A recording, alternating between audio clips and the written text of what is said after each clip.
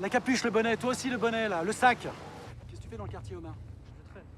Tu traînes, d'accord. Et tu vois de la lumière, t'as soif, tu rentres dans un magasin pour des bouteilles, c'est ça? Ouais, c'est un peu ça. Ok, t'habites où, Omar? Messieurs, Quoi, qu'est-ce que vous voulez? 3 fois rien, une histoire de planning. On a reçu le vôtre. J'ai amené la voiture de service au garage de la Fourrière, fallait vérifier les freins. J'appuyais comme un dingue, ça devenait dangereux. Je vois. Non, parce que je me suis laissé dire que vous auriez pu être jaloux du père Jérôme. C'est Lucie qui vous a dit ça? Disons que ce sont des rumeurs. La jalousie, c'est courant comme mobile. Eh ben, repointez-vous quand vous aurez autre chose que des rumeurs, hein. Allez, on décroche. Je reviens des toilettes, là, c'est une vraie porcherie, hein. Eh bien, au lieu d'inspecter vos toilettes, vous feriez mieux de réparer votre petit problème informatique, non? Je vous remercie, mais on a du personnel compétent pour ça. Non, mais pour qui vous vous prenez à nous donner des leçons? Je suis ingénieur informaticien. Et qu'est-ce que vous voulez que ça me fasse? Non, parce que vous, votre travail, c'est de nettoyer nos toilettes. Alors que vous soyez bac+5 ou ayez redoublé votre maternelle, moi je m'en contrefiche. Du moment que ça brille et que ça sente bon. C'est le syndrome de Marfan, une maladie génétique qui touche à la fois le cœur et d'autres organes essentiels. Il y a un traitement pour soigner ça? Oui, mais le cas du petit est trop avancé. Il faut l'opérer de toute urgence. Eh ben, qu'est-ce qu'on attend? Le chirurgien d'ici ne sent pas de faire l'opération. Attendez, comment ça? Au stade où on est la maladie, il ne vaut aucune chance d'y arriver. À vrai dire, il n'y a que 2 chirurgiens au monde qui ont déjà réussi cette opération. On a trouvé de fortes doses de somnifères et d'alcool dans votre sang, monsieur Guérin. Vous expliquez ça comment? Du somnifère? J'en sais rien, j'en prends jamais. Donc vous auriez été drogué à votre insu. Comment voulez-vous que je sache? C'est une histoire de fou. J'ai pas tué ma femme. Je l'aimais.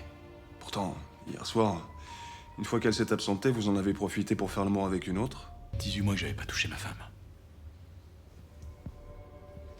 Alors ouais, quand cette fille est apparue, bah j'ai craqué. Pendant qu'il poursuivait Pompée, c'est à moi que César a confié Rome. Ah, c'était grandiose.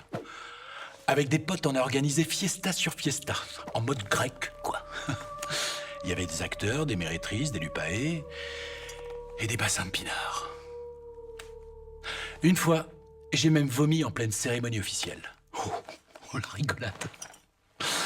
Mais tout ça, c'est normal. Dans ma famille, on dit descendre d'Héraclès. Hercule, qui était pas le dernier, question picole, hein. Et en plus, moi, mon dieu fétiche, c'est Dionysos. Bacchus pour les Romains. Le dieu du vin, du théâtre et de la démesure. Alors ce genre de truc, c'est pas du vice, c'est politique. Je dirais même plus, c'est religieux. Mon père a quitté l'Italie parce qu'on réclamait de la main-d'œuvre en France. Il a toujours respecté le pays qu'il a accueilli. Il est catholique. Il n'a jamais vécu des allocations. Il n'a jamais touché le RSA ni même la CMU. Non, il s'est tué à la tâche sur les chantiers. Et maintenant qu'il est malade, il n'a pas une thune de côté. Moi, j'adore. T'as vraiment des goûts bizarres, ça n'a aucun sens ton truc. Non, mais attends, violet marron, c'est hyper à la mode, hein. J'ai vu ça sur un site de déco. C'est qui? Je sais pas. Qui t'envoie un texto en plein milieu de l'après-midi? Une ex, elle veut prendre des nouvelles. Mais non, c'est notre assureur. Ah bon? Rien de grave au moins? Non, non. Il propose un diagnostic pour les travaux d'isolation pour la... Outside the basement